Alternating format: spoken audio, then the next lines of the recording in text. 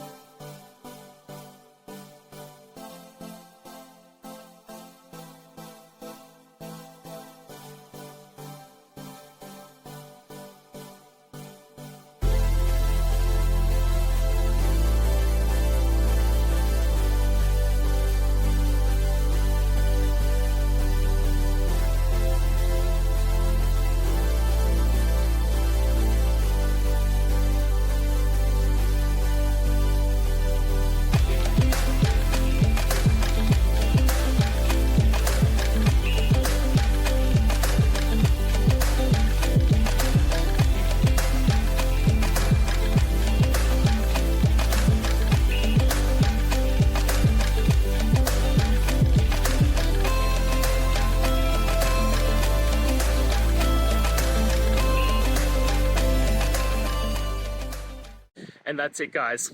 I hope we've gone through the question and found that solution you're looking for. And look, if we did, please hit subscribe. I'd really appreciate it. And until the next time you need technical help, I hope you have a good one. Cheers.